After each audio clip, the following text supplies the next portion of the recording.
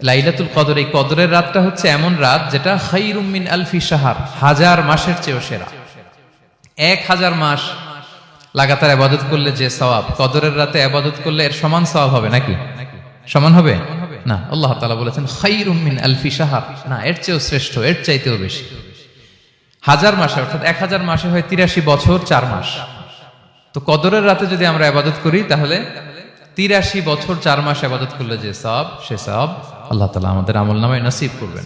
তো আমরা যেন এই কদরের রহমত বরকত থেকে যেন আমরা বঞ্চিত না হই। তো রাসূল সাল্লাল্লাহু আলাইহি ওয়াসাল্লামকে সান্ত্বনা দেওয়ার জন্য, যে হে নবী আপনি চিন্তিত হবেন না, বনি ইসরাইলের অনেক লোক 1000 বছর হায়াত পেয়েছে, শত শত বছর ইবাদত করেছে, জিহাদ করেছে, তারা হায়াত পেয়েছে বেশি কিন্তু তারা কদর পায়নি। আর আপনার উম্মতকে আমি হায়াত দিয়েছি কম কিন্তু তাদেরকে কদর দিয়েছি। সুবহানাল্লাহ বিহামদি, লাইলাতুল কদর দিয়েছি, যে কদরের রাত 1000 মাসের চেয়েও সেরা। তো এই কদরের রাতকে আবার লাইলাতুল মুবারাকাও বলা হয়েছে। ইন্না আনসালনাহু ফি লাইলাতিন মুবারাকা, এটা বরকতময় রাত। ফিহা ইউফরাকু কুল্লু আমরিন হাকিম, সব বিজ্ঞচিত প্রাজ্ঞচিত বিষয়ের ফয়সালা হয়।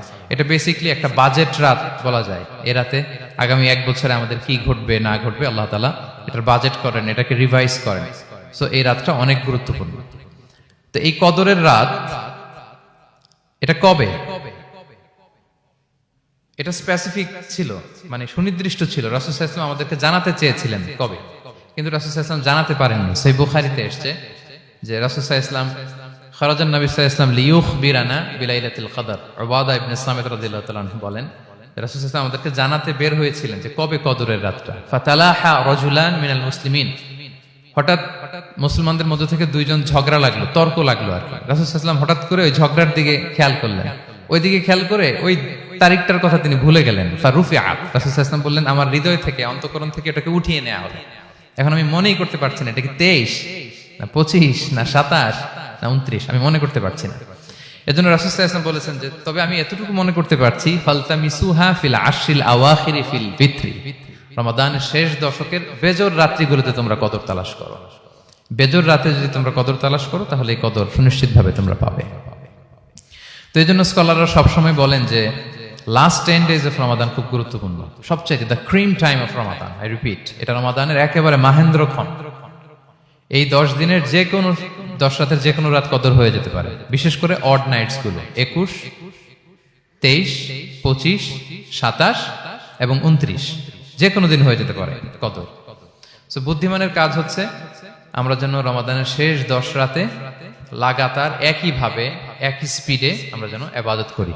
কোন রাতে বেশি করলাম, হয়তো 27 রাতে আমি খুব ভাব গাম্ভীর্য নিয়ে, খুব আবেগ নিয়ে ইবাদত করলাম, কিন্তু হয়ে যেতে পারে যে এবছর কদর ছিল 25 রাত, হতে পারে না? পারে। তো আমরা তো মিস করে ফেললাম। তো আমরা যেন মিস না করি। বুদ্ধিমানের কাজ হবে সমান তালে ইবাদত করা।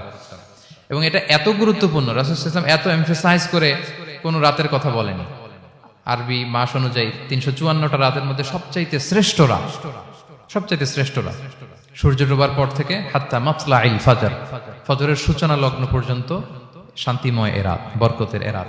রাসূল সাল্লাল্লাহু আলাইহি ওয়াসাল্লাম বলেছেন মান হুরিমা খায়রাহা ফাকাদ হুরিম, যে কদরের বরকত থেকে, খায়ের থেকে বঞ্চিত হলো সে আসলেই বঞ্চিত। হি ইজ দ্য লুজার, সে হতভাগা, সে পোড়া কপাল, সে বঞ্চিত।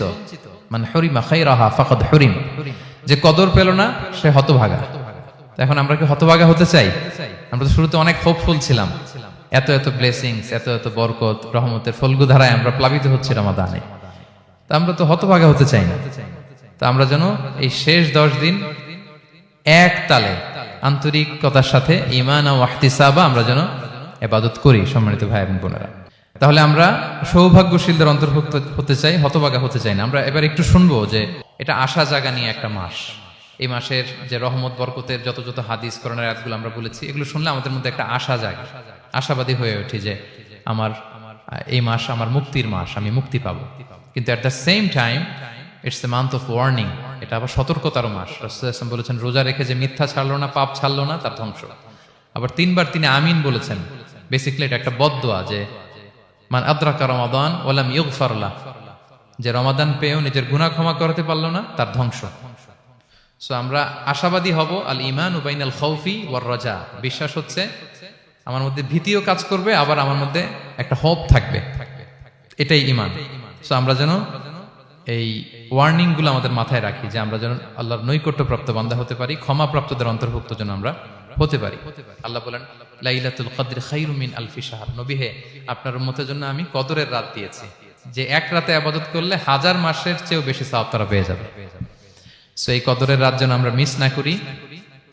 কোনটা কদরের রাত? আমরা বলেছিলাম শেষ 10 দিন সমান তালে ইবাদত করব। বিশেষ করে আমরা গুরুত্ব দিব অড নাইটস গুলোতে, 21, 23, 25, 27, 29 আমরা গুরুত্ব দিব। এবং রাসূল সাল্লাল্লাহু আলাইহি ওয়াসাল্লাম বলেছেন মান হুরিমা খাইরাহা ফাকাদ হুরিম, যে কদরের বরকত মিস করলো সে বঞ্চিত, সে হতভাগা, হি ইজ দ্য লুজার। আমরা যেন লুজার না হই, আমরা যেন গেইনার হই এই বরকতের মাসে। এবং সবশেষে আমি বলেছিলাম রাসূল সাল্লাল্লাহু আলাইহি ওয়াসাল্লাম স্পেশালি 5টা আমল করতেন, সারা রাত জাগতেন, ফ্যামিলি মেম্বারসদের জাগিয়ে তুলতেন, উৎসাহিত করতেন এবং কোমরে গামছা বেঁধে নামতেন। এরকম ইবাদতের স্পৃহা অন্য কখনো রাসূল সাল্লাল্লাহু আলাইহি ওয়াসাল্লামের মধ্যে দেখা যেত না, যেমনটা শেষ দশকে তিনি করতেন। ইতিকাফ করতেন তিনি, আর ইতিকাফ করলে কদর মিস হওয়ার সম্ভাবনা নেই।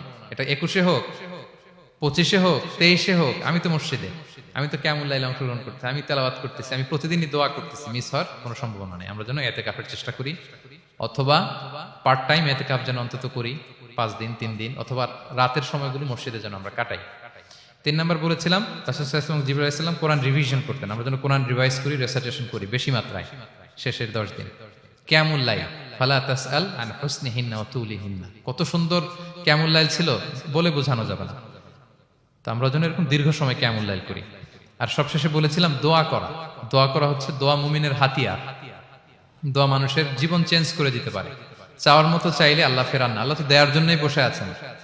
আমরা যেন কায়মনো বাকে আল্লাহ তাআলার কাছে চাই, অশ্রুসিক্ত নয়নে যেন আমরা চাই। অনুতপ্ত বান্দার চোখের পানির ফোঁটা আল্লাহর কাছে খুব প্রিয়। 2 ফোঁটা আল্লাহর কাছে সবচেয়ে প্রিয়, জিহাদের ময়দানে মুজাহিদের রক্তের ফোঁটা আর অনুতপ্ত বান্দার চোখের পানির ফোঁটা। বান্দা অনুতপ্ত হয়ে, রিপেন্টেন্ট হয়ে চোখের পানি ছেড়ে যখন কাঁদে আর দোয়া করে, ওই চোখের পানি চোখ বেয়ে, নাকের ডগাবে, মাটিতে পড়ার আগেই আল্লাহ তার সব গুনাহ মাফ করে দেয়। আমরা যেন সেই অনুতপ্ত বান্দাদের কাতারে শামিল হতে পারি। রাসূল সাল্লাল্লাহু আলাইহি ওয়াসাল্লাম যেভাবে কিয়ামুল লাইল করতে আমাদেরকে উৎসাহিত করেছেন, আমরা যেন সেভাবে কিয়ামুল লাইল করতে পারি। আমাদের প্রতিটি কাজের মধ্য দিয়ে লাআল্লাকুম তাত্তাকুনের যে অ্যাচিভমেন্ট, সেটা যেন আমাদের হাসিল হয়। এবং এই রমাদানকে যেন আমরা আমাদের জীবনের সর্বশেষ রমাদান মনে করি। আমাদের চিফ ইমাম অফ সেন্ট্রাল মস্ক ইমাম রমাদান সুবকি নামাজের আগে একটা সুন্দর কথা বলেন যে পারফর্ম দিস সালাহ as if this is your last and final prayer. এমন ভাবে নামাজে দাঁড়াও, মনে করো এটাই হতে পারে জীবনের শেষ নামাজ। রাসূল সাল্লাল্লাহু আলাইহি ওয়াসাল্লাম এটাই বলেছেন। সো আমরা বিগত বছরগুলোতে আমাদের অনেক প্রিয়জনদের হারিয়েছি এই কোভিডের কারণে। এবছর আল্লাহর মেহেরবানি বাংলাদেশ আইএম কমিউনিটির এই চমৎকার, আমাদের সম্মানিত শিক্ষক মন্ডলীদের প্রচেষ্টা, ছাত্র ভাইদের প্রচেষ্টায় এই চমৎকার জান্নাতি পরিবেশে ইফতারির আগে আমরা একত্রিত হয়েছি। আবারও আগামী বছর আমরা এরকম কোনো গ্যাদারিং এ জয়েন করতে পারবো, কোনো গ্যারান্টি কি আমাদের আছে? নাই। It could be the last Ramadan in our life. So আমরা যেন এটা সবসময় মাথায় রাখি যে হতে পারে আমার this is our last chance, এটাই লাস্ট চান্স। এবং এই অপরচুনিটিগুলো যেন আমরা কাজে লাগাই এবং আল্লাহ তাআলার প্রিয় বান্দাদের অন্তর্ভুক্ত হই। আল্লাহ তাআলা আমাদের সবাইকে এই কথাগুলো বোঝার ও আমল করার তৌফিক দান করুক। হাদা মা ইনদি ওয়াল ইলমু ইনদাল্লাহ আলাইহি তাওয়াক্কালতু ওয়া ইলাইহি উনীব।